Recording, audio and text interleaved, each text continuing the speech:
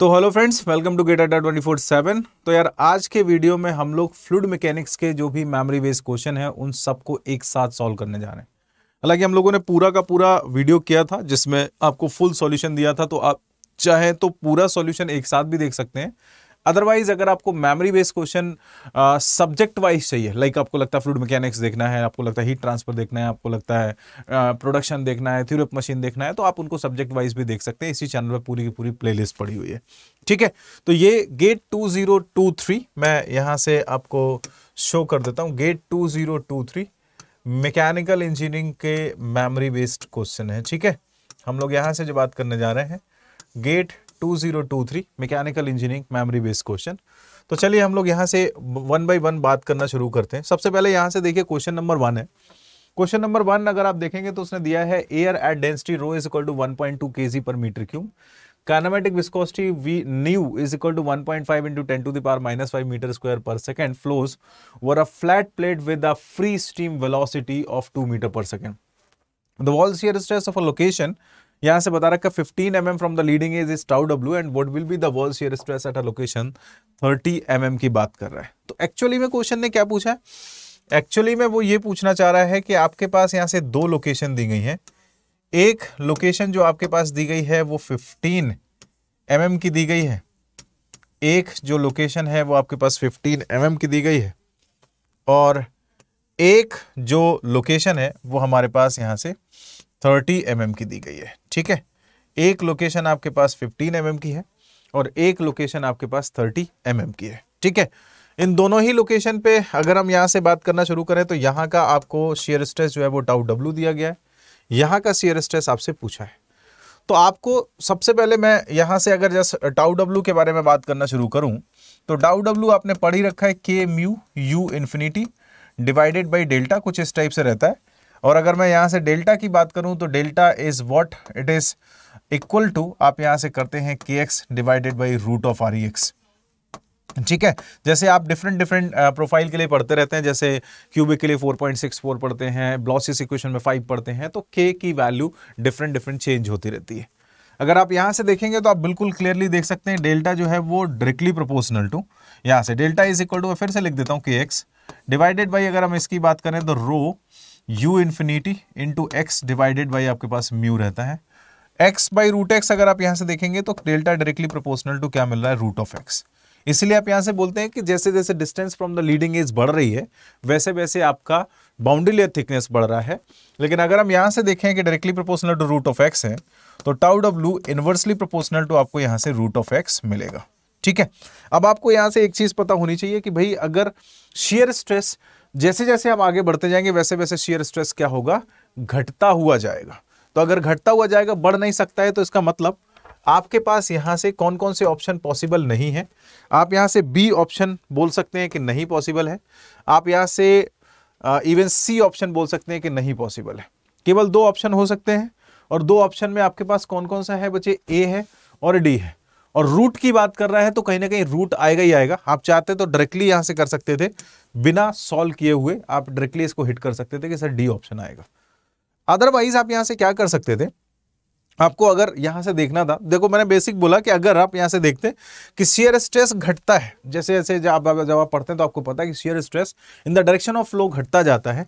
तो अगर घटता जाता है तो ये दोनों तो पॉसिबल है नहीं, और रूट आता है तो रूट के डायरेक्ट कैसे घटता है, एक्स टू द पावर -1/2 के अकॉर्डिंगली घटता है।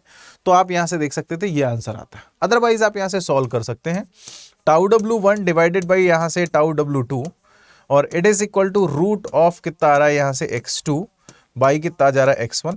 आप यहां से सॉल्व करिए तो आपके पास टाउ डब्ल्यू सॉरी चलो मैं यहां से इसको हटा देता हूं।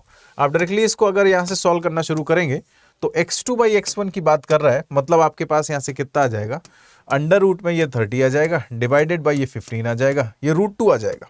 ठीक है, ये रूट 2 आ जाएगा। तो आपको चाहिए क्या, टाउ डब्ल्यू 2, तो tau W 2 is equal to tau W 1 divided by कितना आ जाएगा, रूट 2। लीजिए आप यहां से इसको सॉल्व भी कर सकते थे। तो ये एक आसान सा क्वेश्चन था, आई होप आप लोगों ने कर लिया होगा, और नहीं किया या कर लिया तो आंसर आप मैच करा सकते हैं। इसका आंसर टाउ डब्ल्यू डिवाइडेड बाई रूट 2 था। ठीक है, चलो नेक्स्ट क्वेश्चन पे आते हैं। नेक्स्ट क्वेश्चन कुछ इस टाइप से दिया गया है। इस क्वेश्चन को अगर आप देखेंगे तो ये कंप्रेसिबल फ्लो का क्वेश्चन है। आप यहां से देखेंगे तो उसने बोला consider N isentropic flow of air, ये जो आपके पास यहां से दे रखा है that is gamma is equal to 1.4 through a duct as shown in the figure. इसके बाद the variation in the flow across the cross sectional area is negligible. उसने यहां से बोला the flow condition at location 1 are given as follows. P दे रखा है 100 kPa, gamma ये density है, ये आपके पास जो डेंसिटी दे रखी है वो आपके पास यहां से 1.2, U दे रखा है 400 metre per second. The duct cross section area at location 2 is given by A2 is equal to 2 times of the A1, where A1 denotes the duct cross sectional area at location 1. Which one of the following statement is true about the velocity U2 and pressure P2 at location 2? अब देखो, अगर इस type का question आता है तो सबसे पहले तो आपको ये चीज सोचनी पड़ेगी कि यार एयर की बात कर रहा है, कंप्रेसिबल फ्लो की बात कर रहा है. अगर आप यहां से डायरेक्टली ρ1 A1 V1 लगा दोगे, ρ1 A1 V1 लगा दोगे तो इट इज इक्वल टू आपको यहां से ρ2 A2 V2 कुछ इस टाइप से दिखेगा. बट डेंसिटी ρ2 के लिए आपके पास यहां से P बाई RT2 लाना पड़ेगा, जो आपके पास है नहीं. तो आप यहां पे इस तरीके से करने का आइडिया यहीं पे ड्रॉप कर देना और रो को कांस्टेंट मानने की गलती बिल्कुल मत करना. अब यहां से जस्ट हम बात करें तो हमें पता है कि अगर हम कंप्रेसिबल फ्लो की बात करते हैं तो हम पहले नोजल चेक करते हैं कि नोजल कैसा है. तो Mach number is equal to nozzle is equal to कितना रहता है, Mach number is equal to velocity of the fluid divide by velocity of the sound. तो velocity of the fluid divide by velocity of the sound की अगर आप बात करें तो वेलोसिटी ऑफ द साउंड कितनी रहती है, अंडर रूट का गामा RT. चलिए यहां से वैल्यू पुट कर दीजिए. वेलोसिटी ऑफ द फ्लूइड आपको 400 दे रखी है, डिवाइडेड बाय अंडर रूट का गामा जो है वो 1.4, R की वैल्यू 287. टेम्परेचर अभी हमें नहीं पता है, तो अगर टेम्परेचर नहीं पता तो टेम्परेचर निकालना पड़ेगा. आप यहां से जस्ट सॉल्व करेंगे तो आपको पता है कि आप PV is equal to MRT लगाते हैं फॉर द टेम्परेचर. और अगर आप यहां से देखेंगे तो P इज इक्वल टू आप इसको ρRT भी लिख सकते हैं. ठीक है, तो अगर आप यहां से टेम्परेचर निकालना चाह रहे हैं तो ये P बाई ρR आ जाएगा. अगर आप यहां से वैल्यू रखेंगे, प्रेशर की वैल्यू उसने कुछ दे रखी है शायद आपको. अगर आप यहां से देखना चाह रहे हैं प्रेशर कितना है तो आप देख सकते हैं 100 kPa प्रेशर दे रखा है और डेंसिटी की वैल्यू उसने क्लियरली बता रखी है 1.2, R की वैल्यू कितनी है 287. चलिए पुट कर देते हैं. यहां से बच्चे ये आपके पास 100 kPa है तो आप यहां से लेके चल सकते हैं 100 kPa मतलब 1 लाख हो जाएगा, डिवाइडेड बाय आपके पास यहां से 1.2 और इंटू R की वैल्यू कितनी हो जाएगी 287. ठीक है, 287 यहां से ये कट जाएगा. आप इसको सॉल्व करेंगे और मैक नंबर की जो ऑलमोस्ट वैल्यू आएगी वो आपके पास 1.17 के आसपास आएगी. ठीक है, आप देख सकते हैं मैक नंबर जो है वो आपका ग्रेटर देन 1 है और अगर मैक नंबर ग्रेटर देन 1 है तो मतलब ये सुपरसोनिक फ्लो है. और अगर ये सुपरसोनिक फ्लो या सुपरसोनिक नोजल की आप यहां से बात कर रहे हैं तो आपको अब एक चीज क्लियर होनी चाहिए कि सुपरसोनिक नोजल में आपका वेलोसिटी जो है वो इंक्रीज कर रहा है, मतलब फाइनल वेलोसिटी जो है वो क्या होगा, बढ़ जाएगा as compared to initial velocity. और अगर फाइनल वेलोसिटी बढ़ गया तो आपको पता होना चाहिए कि अब प्रेशर जो है वो क्या होगा, घट जाएगा, मतलब P2 जो है वो क्या आ जाएगा, लेस देन P1 आ जाएगा. ठीक है, तो आपके पास यहाँ से जो बेस्ट पॉसिबल आंसर मिल रहा है वो U2 ग्रेटर देन U1 और P2 less than P1, option a मिल रहा है. ठीक है, इसको चेक करिएगा. This is question number 2. Next question पे हम लोग यहीं से चलना शुरू करते हैं. नेक्स्ट क्वेश्चन की अगर हम यहां से बात करें तो उसने यहां से कुछ इस टाइप से दे रखा है. The velocity field of a certain 2D flow is given by V is equal to 2 time V of x, y is equal to k of x minus y, where k is equal to 2 second. उसने बोला था coordinate x and y are in meters, assume gravitational effects to be negligible if the density of the fluid is 1000 kg per meter cube and the pressure of the origin is 100 kPa. The pressure at a location 2 meter cross 2 meter आपसे पूछा है. मतलब वो यहाँ से coordinate axes पे बात कर रहा है. ये जो कोऑर्डिनेट एक्सेस है वो आपके पास यहाँ से 0,0 है और ये जो कोऑर्डिनेट एक्सेस है वो आपके पास यहाँ से 2,2 है. ठीक है, 2,2 है. आपने यहाँ से इसको मैच करा दिया. कहीं इस लोकेशन पे आपसे पूछना चाह रहा है. अच्छा, ये z डायरेक्शन नहीं है, ये आपको कंफ्यूज नहीं होना है कि वो z डायरेक्शन की बात कर रहा है. ठीक है, ये xy प्लेन की है, ये यहां से जो है वो y है, ये x है. तो आप सबसे पहले क्या करेंगे, आपने बोला कि सर मैं एक काम कर लेता हूं, मैं ना यहां से वेलोसिटी की अगर बात करूं तो वेलोसिटी वेक्टर के फॉर्म में आपको बता रखा है. अगर आप यहां से देखेंगे तो kxi और माइनस का कितना आ जाएगा kyj.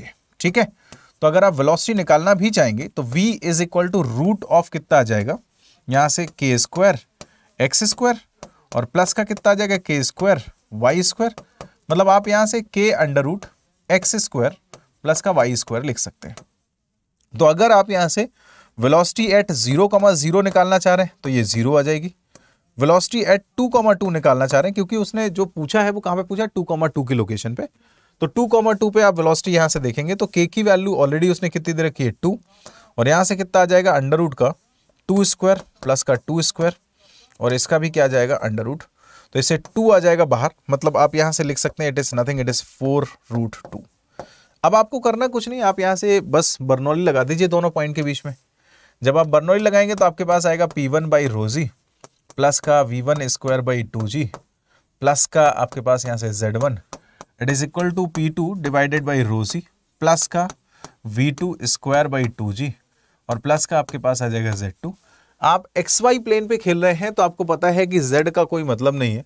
आप XY प्लेन पे खड़े हैं तो ये आपके पास यहाँ से 0 कट जाएंगे दोनों के दोनों। अब आपको पता है इनिशियल वेलोसिटी कितनी है, 0 है।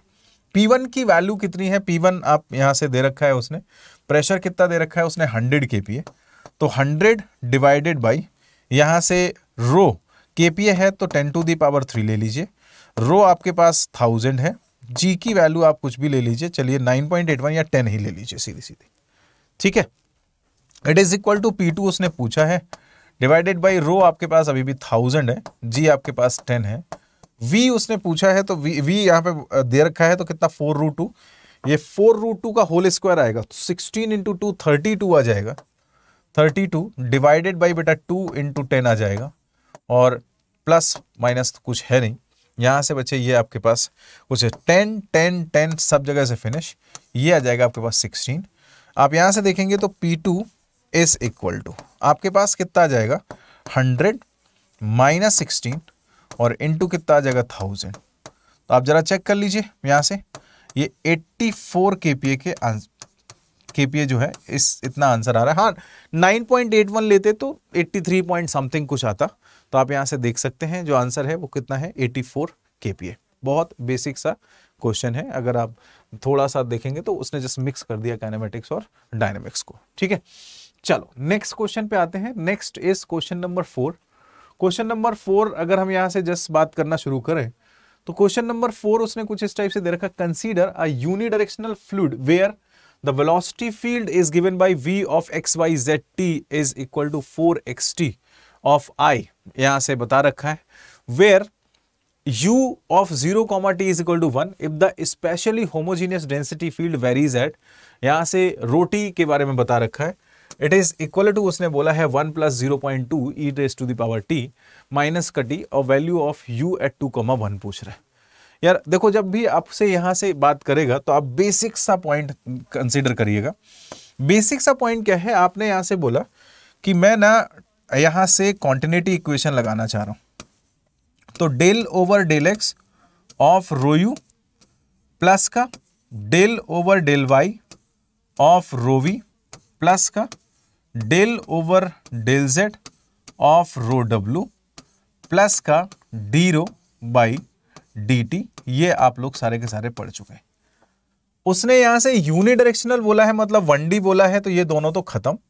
आपके पास यहां से rho del over del x of rho u आ रहा है, बट रो आपका टाइम के रेस्पेक्ट में वेरी कर रहा है, तो rho you can take common. आपके पास डेल ओवर डेल एक्स या del u over del x plus का आपके पास यहां से आ गया d rho by d t, कुछ इस टाइप से आ गया d rho by d t. It is equal to कितना आ गया 0। चलो वैल्यू रख देते हैं। रो की वैल्यू आपके पास कितनी है, यहां से 1 + 0.2 times of e raise to the power कितना है माइनस का t और into d u by d x आ गया, ठीक है। प्लस का आप यहां से d rho by d t की बात करेंगे तो आपके पास कितना मिलेगा 0 प्लस का 0.2 into -1 e raise to the power minus का t, ठीक है। थोड़ा सा ये चमक रहा है तो विजिबल नहीं है। It is equal to again आपके पास यहां से कितना आ जाएगा 0। आपने यहां से वैल्यू ऐसे ही पुट की है, तो ये 0 माइनस का 0.2 e raise to the power minus t, मतलब आप यहां से लिख सकते हैं कि आपके पास d u by d x की जो वैल्यू है वो 0.2 e raise to the power minus का t divided by 1 + 0.2 e raise to the power minus का टी आ जा रही है। अगर आप यहां से देखेंगे तो अब आपको क्या चाहिए डी यू, तो आप यहां से लिखेंगे कि du is equal to 0.2 e raise to the power minus t divided by 1 plus 0.2 e raise to the power minus t और इनटू आ जा रहा है dx। इंटीग्रेट कर दीजिए पूरी वैल्यू को, तो u is equal to 0.2 e raise to the power minus t divided by 1 plus 0.2 e raise to the power minus t और इनटू x प्लस का c आ जाएगा। ठीक है, अब आप यहां से ध्यान से देखिए, उसने यहां से जो दे रखा है that is v of x y z t it is equal to 4 times of x comma t और u of 0 comma t is equal to 1 दे रखा है। तो v of x y z t का मतलब ये आपके पास जो दे रखा है वो x के बारे में बता रखा है और ये यहां से ये u ही होगा यहाँ पे, है ना, कुछ इस टाइप से दिया है, ये कुछ प्रिंटिंग मिस्टेक है। तो अगर आप यहां से जस्ट देखेंगे u ऑफ 0 कॉमा t की वैल्यू, है ना, तो उसने 0 कॉमा टी पे दे रखा है, तो आप x इज इक्वल टू इसमें 0 पुट कर दीजिए। ये आपके पास x आ गया, ये t आ गया, तो ये जैसे ही 0 पुट करेंगे तो आपके पास यहां से कितना आ जा रहा है 1, तो c की वैल्यू आपके पास फाइनली कितनी निकल के आ जा रही है 1। ठीक है, अब आप यहां पे c की वैल्यू डाल दीजिए। जैसे आप c की वैल्यू डालें, कितने पे पूछा है उसने 2,1 पे, मतलब x इज इक्वल टू यहां से जो कुछ भी दे रखा है वो x, t दे रखा है, तो ये आ गया x और ये आ गया 1, तो u is equal to 0.2 into e raise to the power कितना -1 divided by 1 plus 0.2 e raise to the power -1 into x की वैल्यू कितनी दे रखी है 2 और प्लस की वैल्यू कितनी आ जा रही 1। आप इसको फाइनली सॉल्व करेंगे तो आंसर जो आपके पास आएगा वो एग्जैक्टली यही आंसर आएगा, u is equal to 1.12।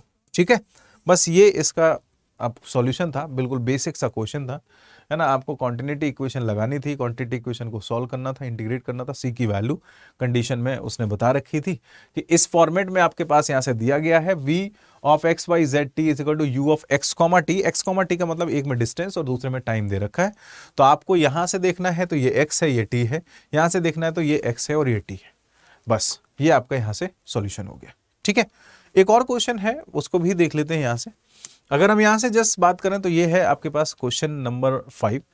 Question number 5 देखिए, उसने दे रखा है the figure shows two fluid held by a hinged gate, the atmospheric pressure is PA 100 kPa, the moment per unit width about the base hinge।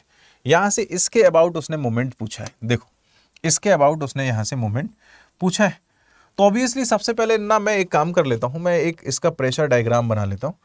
Pressure diagram जो है वो मुझे कुछ इस टाइप से शो कर रहा है। ठीक है, थोड़ा सा वैसा हो गया, ये आपके पास ट्रापेजॉइडल हो गया और ये आपके पास यहाँ से ट्रायंगल हो गया। ठीक है, ये जो डिस्टेंस है वो उसने यहाँ से क्लियरली आपको बता रखी है कि ये डिस्टेंस आपके पास 1 मीटर होगी और ये जो डिस्टेंस है वो भी उसने बता रखी है, this distance is also 2 metre. ठीक है, अब आप यहां से जस्ट देखेंगे कि ये तो प्लेट है, ऑब्वियसली अगर आप इसका ट्रायंगल का सेंटर देखेंगे तो ये 2/3 पे आ जाएगा, यहाँ से 2/3 पे। इसमें तो कोई हमें क्लियर रहता है, रेक्टेंगुलर प्लेट का जो सेंटर रहता है वो 2/3 पे रहता है, तो 2/3 पे आ जाएगा यहाँ से। ठीक है, यहाँ से ऊपर से 2/3, नीचे से कितना आ जाएगा 1/3 और 2/3 में डिवाइड हो जाएगा। तो मैं अगर यहाँ से जस्ट इसका डिस्टेंस देखना चाहूँ सेंटर ऑफ प्रेशर की, तो ये जो डिस्टेंस है यहां से, ये जो डिस्टेंस है यहां से, ये डिस्टेंस आ गई आपके पास यहां से 1/3 और ये जो डिस्टेंस आ गई वो कितनी आ गई यहां से 2/3। ठीक है, पहले तो आप इसको समझ लीजिए। ऐसा क्यों कह रहा हूं, क्योंकि मुझे मोमेंट चाहिए होगा तो ऑब्वियसली मुझे यहां से हाइड्रोस्टैटिक फोर्सेस चाहिए होंगे। एक हाइड्रोस्टैटिक फोर्स आपके पास F1, एक आपके पास यहां से F2 आ जाएगा। तो जो भी आप मोमेंट की बात करेंगे वो मोमेंट आप यहां से ऐसे ही निकालेंगे, that is F1 into x1 और प्लस का F2 इंटू x2। अब वो x1 x2 क्या होगा, हमने यहां से लेना है, ये डिस्टेंस हमारे पास x2 है और ये डिस्टेंस हमारे पास x1 है। F1 into x1, F2 into x2। Point ये आता है कि सर F1 F2 कैसे निकालेंगे वो बता दीजिए और x2 कैसे निकालेंगे। x1 इज ओके, मैं क्लियर हूं। अगर मैं यहां से डिस्टेंस निकालना शुरू करता हूं तो ये 2 + 1/3 आ जाएगा। ठीक है, तो ये फाइनली डिस्टेंस कितनी आ जाएगी 2 + 1/3, ये 6 7/3 ये डिस्टेंस आ जाएगी। x1 की जो वैल्यू है वो आपके पास आ जाएगी 7/3। पॉइंट आता है कि x2 कितना होगा, और x2 कुछ नहीं है, सेंट्रॉइड का प्रेशर होगा, और सॉरी सेंट्रॉइड का, इसका ट्रापेजॉइडल का सेंटर होगा। तो अगर आप यहां से x2 निकालना चाह रहे हैं तो x2 आपके पास कितना आ जाएगा, लेट सपोज यहां पे जो प्रेशर है वो P1 है और यहां पे जो प्रेशर है P2 है। तो आप यहां से बोलेंगे कि सर कुछ नहीं, P2 इस साइड से निकालना है, प्लस का 2 टाइम्स ऑफ P1 और डिवाइडेड बाई कितना आ जाएगा, P1 प्लस P2, और इनटू में कितना आ जाएगा, 2/3। ठीक है, 2/3। अब आपको P2 निकालना होगा, P1 निकालना होगा, तो आप यहां से P1 की वैल्यू देखेंगे, P1 इज व्हाट 1000 और इंटू G 9.81 और इंटू आपके पास जो भी height of the centre of gravity होगी दैट इज ऊपर से लेंगे 1/3। ठीक है, यहां से आ जाएगी आपके पास, सॉरी ये यहां से 1/3, ये आपके पास P1 आ जाएगा, height of the centre of gravity. अगर आपको प्रेशर निकालना है, या आप ऐसे कर सकते थे बिल्कुल बेसिकली, अगर आपको कहीं पे कंफ्यूजन रहे तो आप ऐसा भी कर सकते हैं, आप यहां से ऐसा भी कर सकते हैं कि मैं यहां से जो P1 P2 निकालूंगा, मैं इधर लिख देता हूं ना, तो P1 is equal to nothing into rho into G into H आ जाएगा यहां तक, हम sorry height of centre of gravity यहां तक का। तो रो कितना है 1000, G कितना है 9.81 और हाइट कितनी है 1। ठीक है, और अगर F निकालना है तो F is equal to P average into area आ जाएगा, P average into area, volume of the pressure prism. P average आपके पास यही है 1000 इंटू 9.81 और इंटू एरिया कितना आ जाएगा 1/2 बेस इंटू हाइट। बेस उसने विड्थ 1 मानी है, हाइट आपके पास ऑलरेडी 1 है, तो आप देखेंगे ये 4.9 kPa के आसपास निकलेगा। ठीक है, 4.9 kPa के आसपास ये F1 निकलेगा। सिमिलरली अगर मैं F2 निकालना चाहूंगा तो F2 या P2 पहले निकाल लेता हूं, P2 इज इक्वल टू कितना आएगा, आप यहां से निकालोगे, इट इज P1 प्लस का रो2 इंटू G इंटू H। तो P1 तो आपके पास आ ही गया 1000 into 9.81 into what ever the height plus का रो2 2000, G 9.81 और हाइट आपके पास कितना आ गया 1। आप यहां से निकाल देंगे P2। ठीक है, आप यहां से निकाल देंगे P2। अब आपको F2 निकालना होगा, तो F2 is what, it is P average और into area, P average into area. तो P एवरेज कितना आ जाएगा, P1 प्लस का P2 डिवाइडेड बाई 2 और इंटू एरिया कितना आ जाएगा 2, क्रॉस 1 आएगा, तो 1 आपको लेना नहीं है। ठीक है, तो आपको F2 भी मिल गया, F1 भी मिल गया, इसमें वैल्यू डालेंगे और जैसे ही वैल्यू डालेंगे तो फाइनली आपके पास आंसर आ जाएगा 57.14। इसका जो आंसर आ जाएगा 57.14, थोड़ा सा लेंथी है बट आपको सॉल्व करना पड़ेगा। आप यहाँ से x2 x1 जो भी है वो आपको सॉल्व कराना है। ठीक है, अब आप इसकी वैल्यू डालेंगे, इसको फाइनली सॉल्व करेंगे, ये वैल्यू मिलेगी। यहाँ से P2 की वैल्यू आप यहाँ से निकालेंगे, वो जो इसमें डालनी है। F2 की वैल्यू में भी आपको यहाँ से ज़रूरत पड़ेगी। तो ये 5 क्वेश्चन मिले हैं आपको, और एटमॉस्फेरिक के प्रेशर के बारे में कंफ्यूज नहीं होना है, क्योंकि ऑलरेडी यहाँ पे हमेशा हम एटमॉस्फेयर ही लेके चलते थे, हमेशा हम एटमॉस्फेयर ही लेके चलते थे। ठीक है, तो ये 5 क्वेश्चन थे। आई होप आप लोगों ने सही कर लिए होंगे, क्योंकि कुछ भी ऐसा नहीं है जो नोट्स से बाहर आया हो, बट फिर भी यहाँ से अगर कुछ मिस्टेक हुई है तो आप इनको मैच करा लीजिएगा। इन केस अगर आपको लग रहा है कि हाँ चलो बहुत अच्छा नहीं हो पाया, नेक्स्ट टाइम प्रिपरेशन करना चाह रहे हैं, तो डेफिनेटली आप नेक्स्ट टाइम के लिए भी अपना प्लान कर सकते हैं। अड्डा 24/7 के साथ भी आ सकते हैं। अगर आपको पेड कोर्सेज में आना है तो पेड कोर्सेज में भी आ सकते हैं। आपको लग रहा है कि नहीं मैं बार का कोर्स करना चाह रहा हूं बट बार का कोर्स कहीं पे नहीं मिल रहा है, तो आपको अड्डा 24/7 बार का कोर्स भी प्रोवाइड करा रहा है। आप चाहें तो यहाँ से बार का कोर्स ज्वाइन कर सकते हैं, और आपको करना कुछ नहीं है, अड्डा 24/7 आपको गूगल पे टाइप करना है। ठीक है, जैसे आप अड्डा 24/7 गूगल पे टाइप करेंगे ये आपको सारी चीज़ें दिख जाएंगी। यहाँ से आप ऑल कोर्सेज पे जाएंगे, ऑल कोर्सेज में गेट एंड इंजीनियरिंग पे, यहाँ बार्क साइंटिफिक ऑफिसर का कोर्स है जो अड्डा 24/7 आपका स्टार्ट करने जा रहा है फ्रॉम 14th of Feb। तो आप यहाँ से अगर सिविल के हैं या आप मैकेनिकल के हैं, दोनों ही बच्चे आप यहाँ से ज्वाइन कर सकते हैं। ये आपके पास कोर्स है जिसका फीस जो है वो 8499 है, 45 डेज का कोर्स है, बट इतनी फीस आपको देनी नहीं है, आपको फीस जो है वो कम पड़ेगी। अगर आप यहाँ से व्यू ऑफर्स पे चेक जाएंगे तो व्यू ऑफर्स के केस में आपको यहाँ से कोड अप्लाई करना है, and that code is what Y497। ठीक है, जैसे आप यहाँ से ये कोड लगाएंगे Y497 का, आपको ये जो फीस पड़ेगी वो 2000 के आसपास पड़ेगी, ठीक है। तो आप इसको ध्यान रखिएगा। सिमिलरली आप अगर गेट के कोर्सेज पे जाना चाह रहे हैं तो आपके पास यहाँ से गेट के कोर्सेज भी हैं, ये गेट एंड इंजीनियरिंग में, ठीक है। ये सारे के सारे आपके साथ दिए गए, अगर आप यहाँ से देखेंगे तो इसका फीस भी आपका सेम, जैसे आप इसमें लगा देंगे, जैसे ऑफर्स लगाएंगे आपके पास यहाँ से Y497, जस्ट यही लगाना है Y497। If you just apply, तो ये जो कोर्स है वो आपका 5519 का पड़ेगा जाके, ठीक है। सो अल्टीमेटली आपको जस्ट जो चीज याद रखनी है वो बस इतना याद रखना है कि you have to use the code Y497, ठीक है।